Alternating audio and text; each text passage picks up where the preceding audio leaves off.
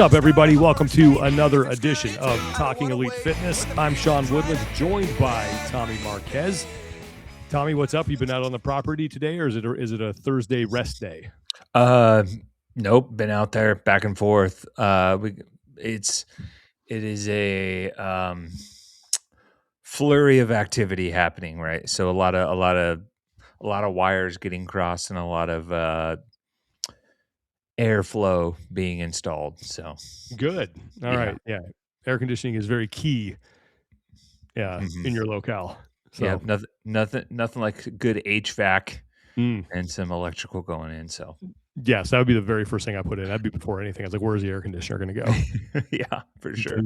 Summers are not fun when it's hitting that 105 out there. So definitely want to make sure that thing is in good working order when it goes in. Lauren is off today. She's had some appointments that she had to take care of. I think she's currently under a dryer right now, getting her hair taken care of. So Tommy and I are going to handle this one. We got a lot to talk about today. We got some headlines. We actually had one of our season questions answered as far as where the Rogue Invitational is going to be. Yeah. Going to update you guys on what's going on with open registration, stuff going on with the Mayhem Classic.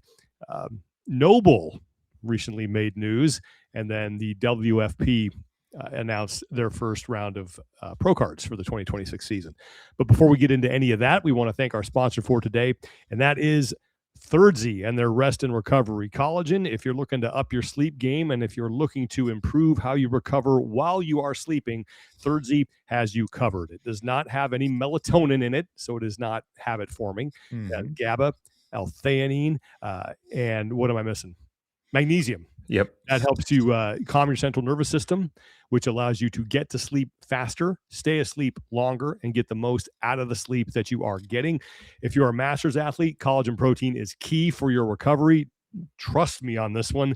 If you're out there doing your 3 days on, 1 day off, and 2 days on, 1 day off schedule, or whatever it is, and you're a master's athlete, you got to get on board with Thirdzy, because you will feel a lot better if you do, because that sleep is important. And if you're a dad, a parent, your sleep is probably not what you want, especially this time of year as we are in school season. You got to get up early, you got to get lunches ready and things like that. You're staying up late, getting work done.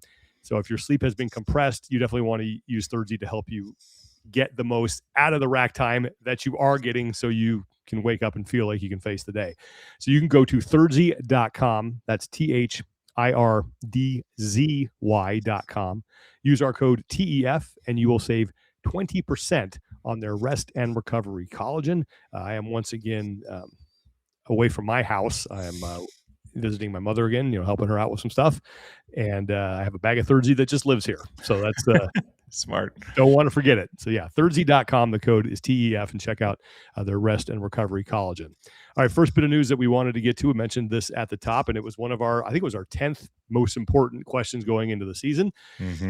And that is, where is the Rogue Invitational going to be this year? There was some doubt as to whether or not it would be returning to Aberdeen, Scotland for a third year. And now we have the answer. It is. They are going back to Aberdeen, Scotland for a third year, and it doesn't really surprise me, because I think that venue is perfect for that event. I mean, it is the way it's not only just the arena itself, but the area inside the facility where they can have space for vendor village. They can have, they had a run around the facility the last Rogue Invitational. There's great places to eat. It's really close to, there's 2 hotels attached to it pretty much. And it's just a great vibe, and I'm glad they're going back there. And I think this will probably be the last year, because that's kind of how it's been in the prior iterations of the Rogue Invitational, 3 years, and then they kind of move on. Yeah. And I mean, selfishly, I'm glad that they're going back there. I was kind of fingers crossed hoping for that, just purely out of the potential that I could make it out there for this one. I haven't been able to make it to the last 2. Just timing, family, a lot of other factors, like haven't been able to make it out, and I desperately want to go. I want to go see that venue. I want to go to Scotland. I want to see the Rogue Invitational in action from a different perspective and a different location, having been to, Round Rock and seeing it there, and just like the kind of aura that has kind of been exhibited from going to a place that has rich in strongman history as well. So Mhm. I've really enjoyed what they've done the last couple of years. They've also like been at the forefront of the broadcast side of things, like innovating with graphics and presentation and things like that. So that I know that will continue, but I'm trying to make sure I have an opportunity to at least go see it in Aberdeen. And if you haven't already and you're in the same boat as me, you should definitely, now's your chance because, it's probably going to move after Yeah. this. And I wish I could tell people about like what Aberdeen is like. I have no clue because the 2 years that I've been there, I'm not kidding you. It's airport, which is like a mile away from the hotel. Oh, Drive to the hotel, and then the hotel and P&J Live are right next to each other. So it's just I walk from the hotel to the venue and walk hmm back and forth, back and forth. Then I go to the airport. And I'm out. So I have yet to see anything in Aberdeen. I mean, we could be in Hoboken, New Jersey, and it wouldn't matter. Like I wouldn't know because it's just an area. I have okay. yet to see any of the sites. Maybe that'll change this year. I better take advantage of it because most likely this is the last time. Yeah. Dang. That's well, yeah, for your sake too. If I get to make it out there, then we'll have to go, I don't know, Yeah, go at least see the sites for a it's little bit. something, right? Yeah, I mean, I have seen jack squat, so uh, yeah, want to make the most of that. So yeah, one of our questions has been answered. Rogue Invitational going back to Aberdeen, Scotland. Let's Mhm. turn our attention now to the Open. Registration is underway, and our good friend Mike Halpin.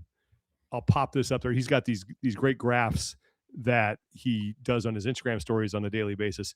So let's check this out. I'm trying not to. Can I move Tommy here so you're not? Yep. There we go. Oh, that Yep. doesn't work. That didn't work. Let's do this. There, perfect. Okay. Cool. So you can. It's covered up by the logo, but here. Yeah, you can still see Let's the move main this. numbers. Can I do that? There we go. Yep. All right. So if you can see it on screen, the little yellow line, that is 2026. All right. It's right down here at the bottom. And it is between right now where we were for, I believe, 2022 and 2023. So we are, already have a huge increase over last year. So this is 35 days out from the Open. So at the same time last year, 35 days out, there were only 22,000 people, 22,471 people registered. Now, 43,817. I mean, that's a great sign. It is. That's a huge swing. I mean, it's 95% improvement year over year. I love that Albin does this. This is, Mhm. I mean, this is one of the things if you don't follow Known and Noble, you absolutely should, because he does so much good work like this at no charge, just to Mhm. support the community for the love of the game. And this is one of them, keeping honest stats about the Open. And I mean, if you're CrossFit, you got to be stoked about this Yeah. trend. And I do feel like the Open and just in general, like the cadence of people talking about it, video, media stuff has been better than in years past. Now, obviously, last year was a completely different scenario, right? I think CrossFit was probably on a moratorium of sorts from putting stuff out Mhm. because of what happened in Fort Worth. And so I think this year you're seeing a little bit more of a regular run up. And I mean, the big question is now, like, how do they keep it going? Because registration opened last week, right?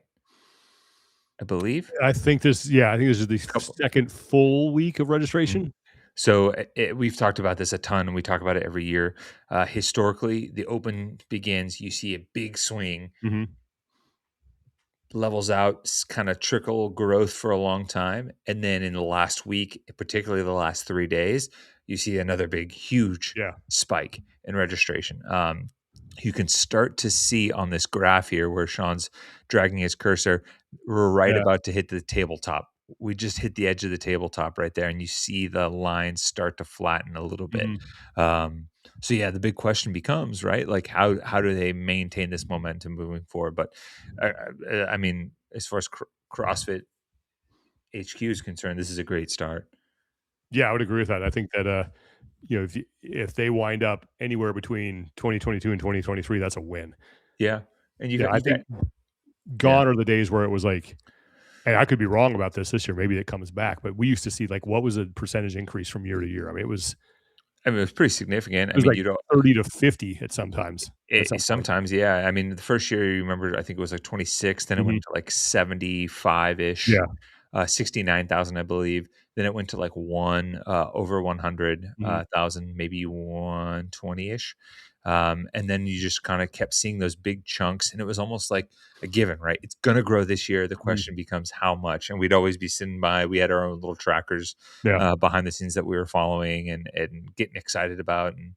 And yeah, but that was just, it was a different time, obviously a different state of affairs and a different level of momentum. But you do have athlete videos like Hopper and them putting out stuff that kind of seem like they're pushing the open and pushing CrossFit as a company and the CrossFit Games as this sport aspect of this season. So yeah, you even just by talking about it more, you're gonna see a little bit of a boost, which is good.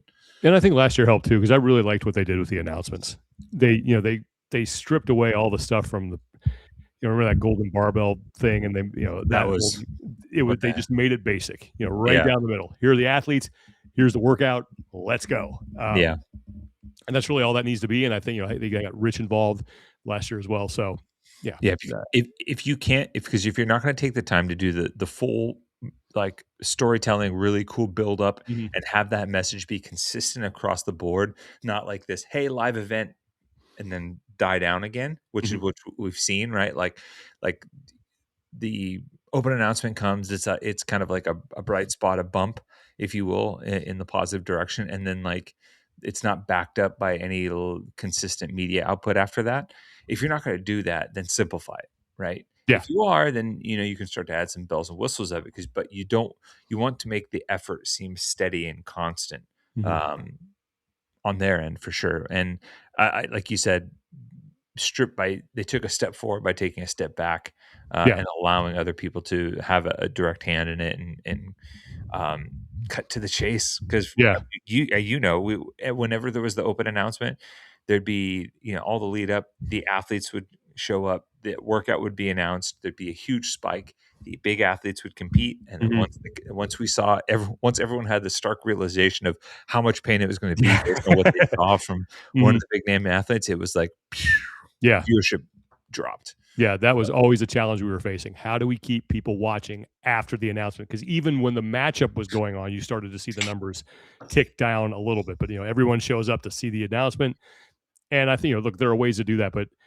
I think they got way off track a couple of years ago with adding too much of those things. Like there's no reason to overcomplicate it. A lot of people started putting their fingers in it and messing with it. That honestly had no business to. I agreed. So. It was I remember being part of those productions, and it's a team thing. Like you tell me what play we're running, and we're going to run the play. I'll tell you if I don't like it, but I'll still run it. And there were times where I was like, hey, what if we did it this way instead of that way? That might make more sense. Anyway, so it was I really like what they've done to the announcements, and we know that we already know where the three are going to be this year. We got Moffett Field in right outside San Jose. We got Europe, and then we got Miami. So those will be fun. Have they announced tickets for that yet for Moffett Field? I don't know, but being how it's asking for a friend. it's I don't know, because it's like you can't just like waltz in there. You have to I don't know how they're going to work that. Yeah. If it's going to be like invite only, because there's like a lot of clearance you need to go through to get onto that facility. Yeah. Okay. So things are looking good for open registration. I still got to sign up. So I'll get my number in there. I'm a procrastinator, so I am too. So, but I've been prepping. We've been doing a lot of prep at NC Fit for the Open. Been working on what's left of my engine. What's so crazy? Not to get into this, but to get off on a tangent. But we redid a version of 13.5, which was that 4-minute window of thrusters at 100 pounds. Remember, 15 thrusters, 15 chest to bar pull-ups. 3 rounds in 4 minutes. Yeah, I would prefer not to remember that. I remember in 2013, that was 13 years ago. So I was, not even in my 40s yet. I was still in my late 30s, and I remember I got into that second round. Now, we did that the other day at my gym, and it was just a 12-minute AMRAP. So I didn't, maybe push it as well as I could, but you could have held $1 million in front of my face. There's no way I was getting out of that first round. None. Like it was, I looked at the clock. I'm like, how the hell did I do that? Damn, Sean, you were fit. Yeah, I was Talking going, to your yeah, old it's self. amazing what Mother Nature does in biology in 13 years. I was like, "Oh my god, how did I get out of that first round?" We were all dying, like, all the Yeah. dads in my none of us completed those 3 rounds in 4 minutes. We're like, "What the hell?" Short workout for the dad's club. Well, and then it was just because it was supposed to be the actual open workout, Mhm. and then Frankie, who's in charge of, like, the head of coaching at NC Fit, realized that all of us are just gonna go 4 minutes and made it a 12-minute AMRAP. I'm like, "Oh, man, Uh, okay. that's even worse." Yeah. So, anyway, yeah, that was, been not gonna I will not be comparing my scores from 2013 if there are any repeats from that era. Uh, Not gonna repeat. yeah, no. Well, a problem that some athletes have that I do not is worrying about semifinals. Mhm. Mayhem Classic is one of those. It's going early. It's in April. And they sent out a bunch of invites, but a lot of them have been declined so far. So they had 30 invites and 19 have been declined. Now, that doesn't mean that there aren't going to be big name athletes there because you still got Mhm. guys like, Hopper's going, Adler's going. I think Mertens is going to be there as well.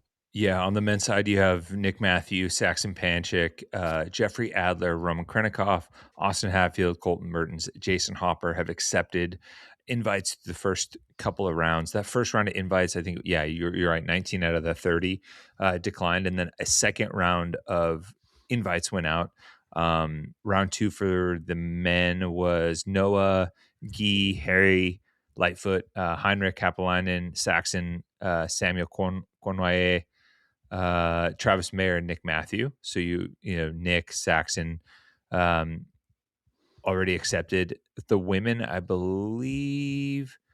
I'm trying to think. The second round of invites for the women: Manon, Grace Walton, Haley Adams, Paige Semenza, Abby Domit, Annika Greer, Claudia Gluck, and Fisa Gaffi. And a handful of those women have already accepted as well. Because on the women's side, Claudia, Abby accepted, Manon accepted, Haley accepted, Emma Lawson, Olivia Kerstetter, Ariel Lowen, Lucy Campbell, and Gabby McGawa confirmed as well, and Emily Rolfe. So, So still a solid, oh yeah, solid crew. yeah, still a solid crew, still a ton of, games, top caliber athletes.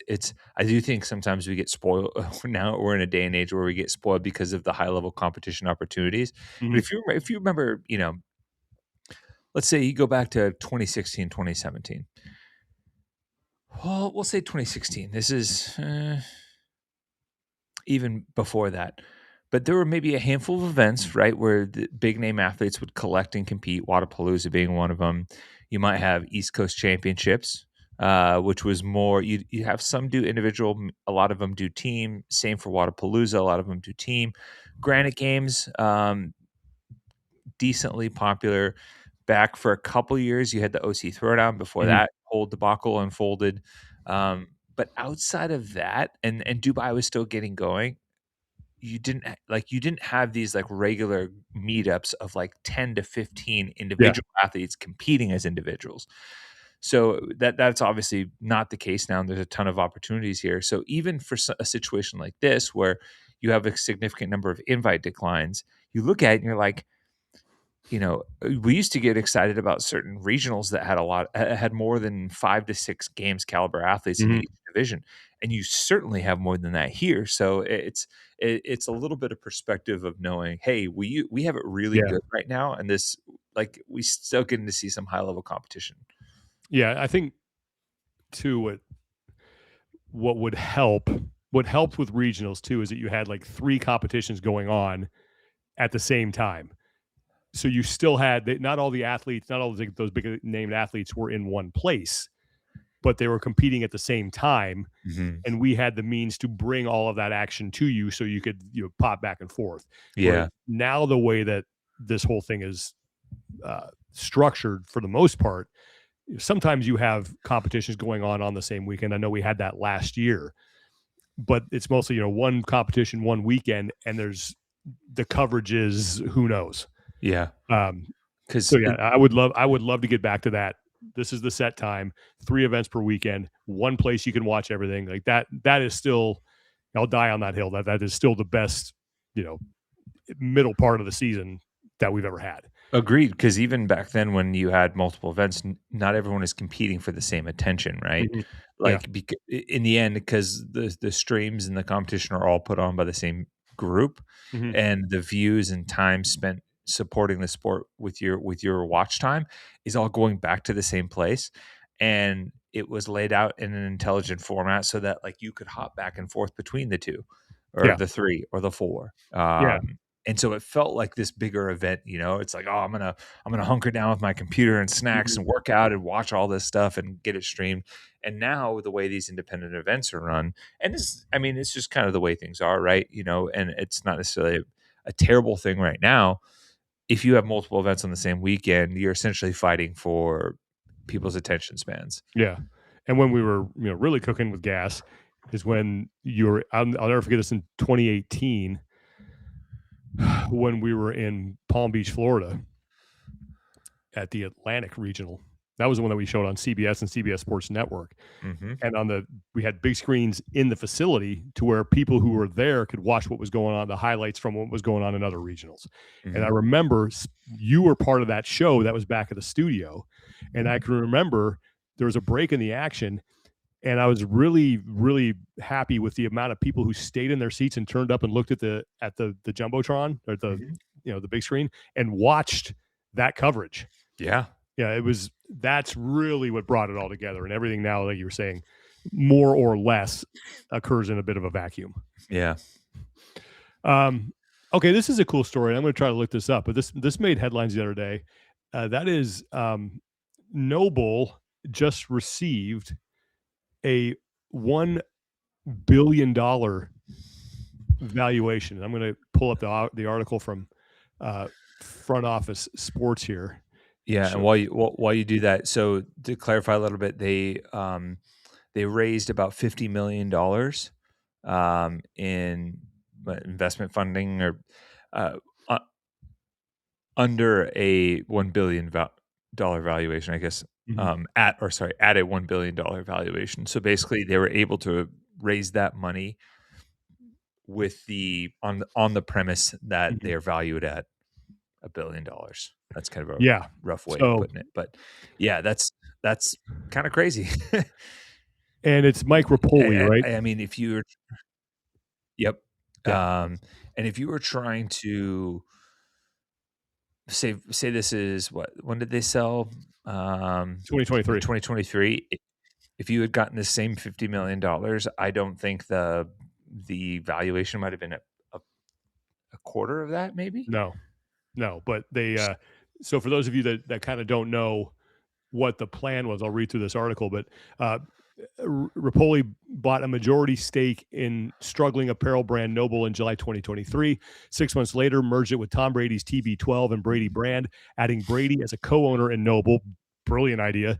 Now NOBULL has raised $50 million in funding at a $1 billion valuation. Front Office Sports has learned it's the first funding round since Rapoli bought the company. The company is also launching NOBULL Nutrition, which will start with protein and electrolytes. As part of that launch, TB12 will wind down operations. Now, this is the quote that I'll read. When Rapoli bought NOBULL, it was a company in trouble. The company laid off 35% of its staff in May 2023 and lost its longtime CMO. I mean, we all remember that because that was the last year they were the sponsor of the games, right? Mm-hmm. Yeah. And this is the quote. Sometimes when brands start to grow, they have growing pains. I came in and saw an opportunity where I can buy the brand, buy the company, and take it from CrossFit to mainstream, Rapoli told Front Office Sports in an in-studio interview in New York last week. Get rid of that. I watched Nike and Adidas and Puma and brands like that grow up. And then I also saw these new brands come in like New Balance and Hoka and On Cloud. I wanted to create a brand you can play golf in, lift weights in, walk, run, and nutrition was part of it. Mm-hmm. So I thought that was pretty interesting because it's like, you have a brand like NOBULL that showed up in the CrossFit space, got on the map. But what did they need to do to get beyond that? I mean, they almost that partnership, the money that they put behind it clearly didn't work out for them. They had to fire a bunch of people, and then Rapoli buys them, gets them out of the space, and gets them into the mainstream. Now, obviously, having someone like Tom Brady on board and his name and brand recognition is going to help with that. But it's like brands grow up here in our little incubator, and then if they're going to get big, they got to get outside of it. Yeah, and remember, it was also came at a time when NOBULL was starting to make a play outside of the CrossFit space, right? Mm-hmm. And they had signed on to be the official sponsor of the NFL Combine. Mm-hmm. Lauren and I were able to go there as a result of that and cover a little bit of that and see what that experience and what NOBULL is doing firsthand.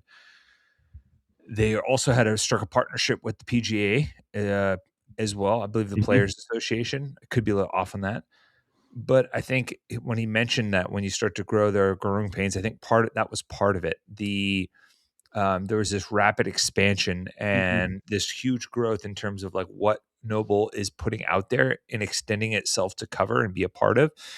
And I also think I can't remember who I was talking to. It also came at an interesting time from like the financial sector where like the business notes that are coming due that you maybe like borrowed money against were starting to rack up and become a little bit more expensive. And once the bill starts to become due and you haven't had time to see the fruits of your investments pay off yet, that puts you in a weird financial bind. And I think that's where ultimately kind of NOBULL found itself. I don't know the exact specifics, but just from talking from a few people that were involved, that like kind of started to be the end of the runway for them. And now you have someone that comes in that has a ton of money to infuse into it, has an opportunity to set plenty of runway ahead of their endeavors. You bring in the GOAT of a sport in Tom Brady, and someone who is regularly in front of not just CrossFit media, the mainstream media, global media, is probably, if you talk athletes, one of the most recognizable athletes in the world. Easily. I always hesitate because I think we're so in the US, we're a little blinded by the recognizability of soccer and football overseas. Or, if you're a darts fan, our boy Luke the Nuke Littler. But the and so I mean that's all. If you can put all of that together and bring the TB12 in and do all of that, and I've started to see NOBULL pop up in places I hadn't seen before. Yeah, me too. And you have someone, I mean, let's be honest, Tom's not a bad looking dude to have your brand wrapped all around the entire time. So, and he's kind of hitting this like sweet spot new era post playing where, his work and commentary has been awesome. His brand as an individual has grown, and I don't know, it just seems like a sweet spot for them, and it's cool to see them finding some success. Yeah, it's like, I know sometimes that we're gonna have celebrity endorsements and all this to get these people involved. I know sometimes that seems kind of silly, especially when it comes to trying to promote CrossFit. If you go back to the whole thing with Wade Diebner and that business plan and the celebrity spokespeople, and I know like that does sound sometimes a little ridiculous, but if you find the right one and the right fit, it does work. And I go back to Seth Rollins, WWE superstar, with CrossFit. You get him on an open announcement, you're going to get eyeballs. Yeah. If you can find the right fit, sometimes having that celebrity involved is a good idea. Because in order to grow, you've got to get outside your bubble. And I mean, this also points to just how big the world outside of the CrossFit bubble is, and how much opportunity is there for success for companies that are able to actually make that leap. But the other part of it is the key part in that and finding the right fit is authenticity, right? Like all people ask for is like, hey, if you're going to represent CrossFit, you're going to represent the brand, you actually buy into the training and you be a part of that lifestyle. Exactly. Because like, let's be honest, like, we've been around the space a long time, and how many times have we seen celebrities pop up that are doing it and people get excited about it? Like probably some of the people that are poo-pooing some of the celebrity stuff and the Diebner stuff now were also like super stoked that, hey, Channing Tatum was at the CrossFit Games, hey, Max Greenfield is a part of it. Seth Rollins is doing it. Most of the WWE roster was doing it at one point. Shout out to Josh E.G. and the Dead Boys Fitness and all the work that they've done there. And so it's like, okay, well, if they actually buy in and want to be a part of the training and are doing it for real, like think of all the buzz that was happening the first time that Chris Pratt and John Krasinski posted about Murph. Yeah, I remember that. Like as long as there's some authenticity and effort and Mhm. buy-in, then yeah, that's great. I mean, Yeah. it's funny because I watch I watch a ton of like golf YouTube as well. It's Mhm. just like something me and my brother both love. And Bryson DeChambeau has this Break 50 series where him and another celebrity or another golfer get together and try to break 50, a score of 50 as a two-person scramble from the front tees, which is like you're basically birding and eagling pretty much every hole. You have Mhm. to be under par every single hole. And he did one with Tom, and Tom shows up, and Tom can play, and he's head to toe noble. Yeah. And I've seen other at the AT&T Pro-Am, I believe, last year, my wife and I went. Tom shows up, and I think there's a video going around of him duffing a ball, and he's a noble too. And you're like, oh, okay, so he's actually like wearing it, representing Mhm. it. I mean, granted, he's getting paid to do that, but Yeah. because he's invested into it. But I mean, they do make good stuff. Yeah, I've always liked their apparel, and, people there's mixed opinions about their shoes and stuff like that, Yeah, agreed. but, I like the, it just depends, really. I mean, I've had a pair of their runners that I really liked. Um, you know, They I they added them like the Matrix, like it was like a waterproof trail shoe. Yeah. I think that Yeah, was that one's good. Yeah, yeah, I've worn that that one. I like that one a lot. that one was like I think that was essentially the inspo or bones Mhm. for their golf shoe Mhm. because you want something that's like semi-waterproof and has some grip to it. Yeah. Um, that pair has been an awesome set of golf shoes. I actually Mhm. gifted a pair to my brother one year for Christmas as a golf shoe, and he loves them. So, Nice. yeah.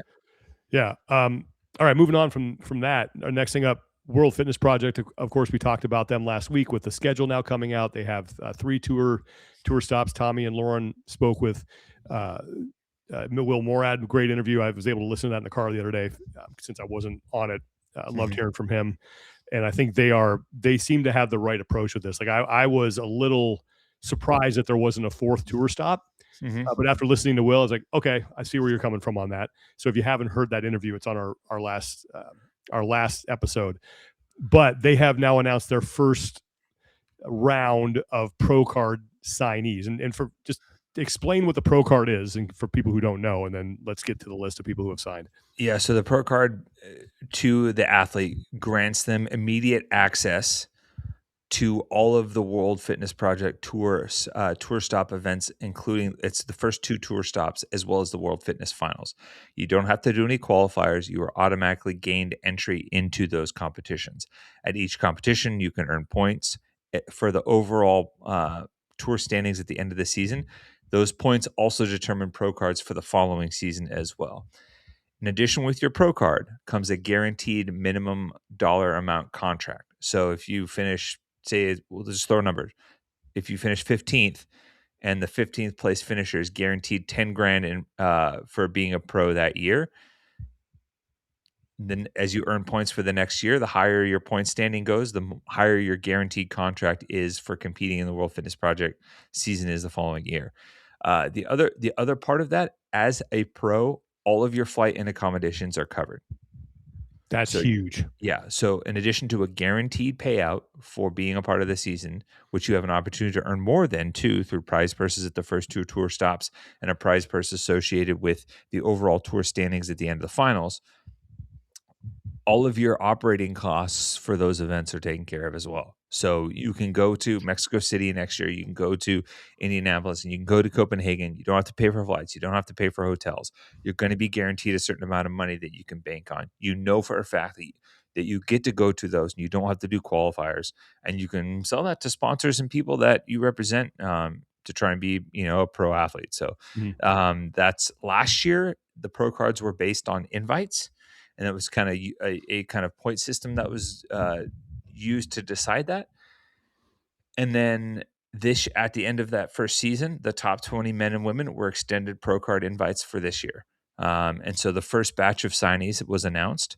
There was Chandler Smith, who finished 8th overall in the point standings last year. Mhm. Sydney McAlishan, who is a pro challenger, who earned a pro card for the first time based on her performance. Chandler was a signed pro last year, and he was able Mhm. to retain his pro card. Andrea Solberg, Uda Lundekvam, Both of them were pro challengers that earned pro cards this year. Guy was a signed pro that maintained his pro card status. Roman Krenikov signed and he maintained his pro card status. Lydia Fish was a challenger that earned her way in a pretty exciting fashion, and I think her story was one that was really fun to cover for the year. Travis Mayer, Yella Hosta, and Emma Tall all signed pros from last year, able to retain their pro cards. They're returning as well. So that was like the first, I believe, 10 athletes that they announced, and they'll be rolling out more announcements as the season goes along, or as they get ready to push forward to the first qualifier as well as the first event. So the first event is in May. Qualifier, I believe, is a couple months before that. So yeah. And so correct me if I'm wrong, just to get a refresher. There are 20 pro cards, and then they fill out the rest of the 30-person field through the qualifiers. Yes. So and those people earn challenger points for the end of the season that will then allow them, when it's all said and done, whoever's in the top 20, that's who gets the pro cards for 2027. Yeah, so there was also, Will mentioned that there were some invites extended for the first tour stop to some of the athletes that competed at every event last year. Okay. As a kind of a carryover and gratitude for being a part of that first season.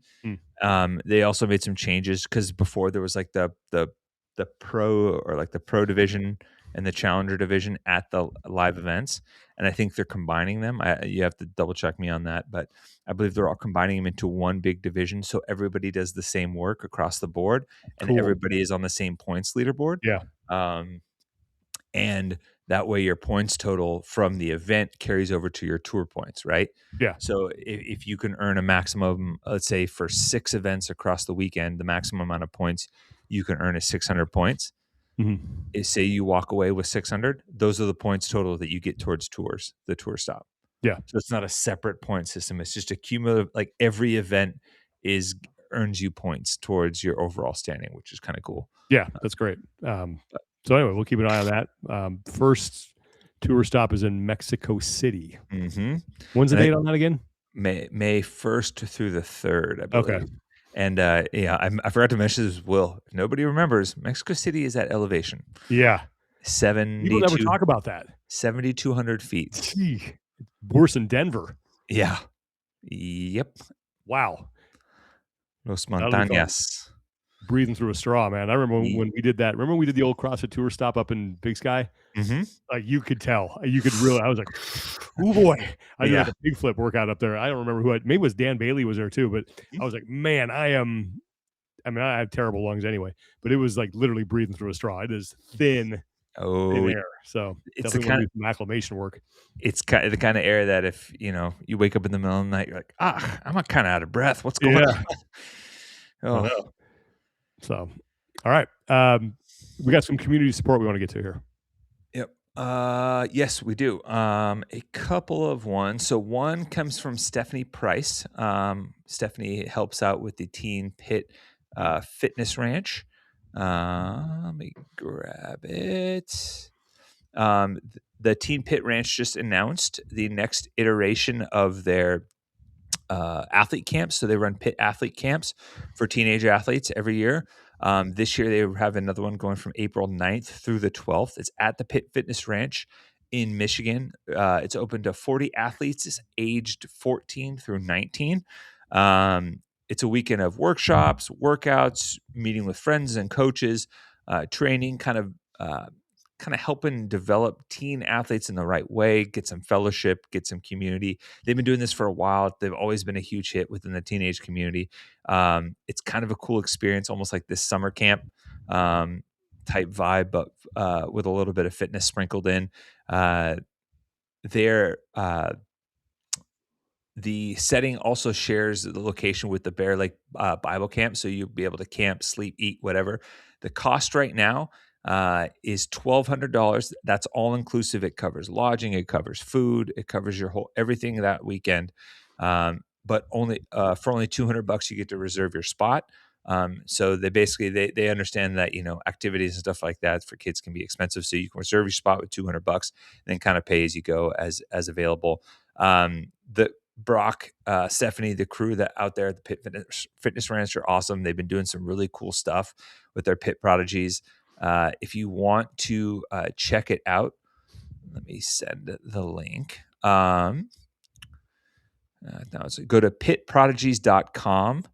And you should be able to click at the top. It says Pit Athlete Camp. It has all of the details for it. You can plan your trip. It provides FAQs, travel resources, as well as a schedule as well. So some cool stuff going on for teens, a really good outlet for them, run by some good people as well. And then had the opportunity to spend some time with them when we were out there in Columbus for the age group games, and just good people all around. They really have a good network of teenage athletes that like they bring back into the fold and have them be as mentorship programs and things like that. So all good stuff. Cool. The second one is a fundraiser for an athlete who had just an awful accident. It's for Camden Ashcroft. So Camden about 16 days ago, January 6th, she was working through some gymnastic skill work on some muscle ups with an extra dip. She had some equipment failure. The metal carabiners that were holding her rings broke simultaneously when she was in the middle of a rep. It resulted in a fall, and she fractured her neck at the C6 and C7 vertebrae, and resulted in a serious injury to her spinal cord. Yeah, I mean, you can. I'll include the link for the whole description as well, and it tells the whole story of the series of events that allowed her to ultimately get care. I think they had some people there helping, cleaners or landscapers, something like that. But basically, they were only there like a couple times a month, and they happened to be there that day. Otherwise, she would have been alone, and she was able to get people to come give her some help, call 911, call her husband. And she was life flighted to a medical center in Houston, Texas. She underwent emergency spinal surgery. And was trying to, salvage as many sensation and, working order in as many limbs as possible. Obviously, still a ton is up in the air, but she has sensation and decent function in her arms and her right leg. Her left leg remains largely paralyzed. So she spent a week in the ICU and is now in an inpatient rehab facility. And right now they're trying to raise money to support her recovery. So there's a shirt that says Ashcroft Strong, and on the back it says "We do hard things." You can buy and wear the T-shirt. The profits will go to the Ashcroft family to assist with medical expenses. But what Camden really wants to see is other people encouraged to pursue and do hard things, which is what she was doing in her training and pursuing fitness at a very high level. Yeah, you can visit her. She loves seeing people. She takes energy from the visits. And they have a meal train on the website. They ask for your prayers as well. If you want to learn more and as well as read the story as well, you can go to freemotionprinting.printavo. That's PRINTAVO.com. And you go /merch, MERCH /Ashcroft Strong. Ashcroft is spelled ASHCROFT. You can also just look up the Ashcroft Strong fundraiser and type in "We Do Hard Things" along with that into Google, and it should pop up as well. Yeah, man, that's just a tough circumstance, a tough series of events, something you hope never happens. And, by some tremendous amount of grace and good fortune, she was able to receive some medical care relatively quickly and salvage some sensation and hopefully regain some ability in most of her limbs, but still just, a nightmare scenario. Yeah, and thank you goodness can someone was there support. to help her out, man. Yeah. But yeah, if All definitely check it out if you want to support. Okay. If you guys have any community support that you want us to help get out there into the community, send it to us via our personal Instagram accounts, either our Talking Elite Fitness Instagram account. That'll work too. Make sure you include all the pertinent details because we want to make sure we're getting people to the right spot to get you the help that you need, but always happy to get the word out on that stuff. Okay. PR's no reps. Got a no rep? Yeah, I'm gonna no rep sending John Woolley DMs. Okay. I'm glad you brought that up. There's a great movie. I think it was in the 90s. It was about this child chess prodigy, and it was called searching for Bobby Bobby Fischer. Fischer. Yeah. And there is a scene in there at the end where he is facing off, the kid is facing off against kind of his arch rival. And the main character, I think his name is Josh, realizes he is going to win. And he all of a sudden just puts his hand out across the table to reaches for his opponent. And the kid goes, "What are you doing?" And he goes, "Take the draw." He goes, "I'm offering you a draw. Take the draw." He's like, "You've lost. You just don't know it yet." And the kid's like, "I haven't lost yet. Let's go." And the kid winds up beating him. And I want to say to anybody who gets called out by Wooly, take the draw. Yeah. You've already lost. You just take the, like, I always think about that scene. Like, if you're going to lean in, you're going to get your clock cleaned. Take the draw. Yeah. He's been on fire. Ooh. Oh, just roasting people. Yeah. Oh man. Yeah, that was my no rep for the week for sure. But he is yeah, that's a good one. I'll pile on that no rep. Take the draw. It just I have a buddy like that too, who's, if you try to get into a war, like a trash talking battle with him, you're gonna lose every time. Yeah. He's just like, I don't even engage because I know that Some people just have the gift of the gab when it comes to that stuff. They can hit you where they just know how to, like, Bruce Lee their way in there and pass all your defenses. Is Let's see. I don't know if I have a no rep. I'm gonna, I will no rep and PR at the same time. NFL playoff football. It is, there it's the highs of highs and it's like just the lows of lows. I mean, once again, my team is taking years off my life on a weekly basis. And this last game against the Bears, after Caleb Williams completed that Hail Mary, prayer of a pass, I was just like, well, the Bears are just a team of destiny. They're on a mission from God. We're not going to, you just can't stop them. So whatever. And they go into overtime and the Rams go 3 and out and then they punt the ball away. And I'm trying to explain to my son who's there with me, like, hey, they had a great season. I don't think, it doesn't look like they're going to move on, but hey, that they got next year and a lot to be happy about. And there's just like this dour mood over the two of us. We're just like, huh. And then Cam Curl makes the interception. All of a sudden, it's like, we're back. We might not be done. And we go from this.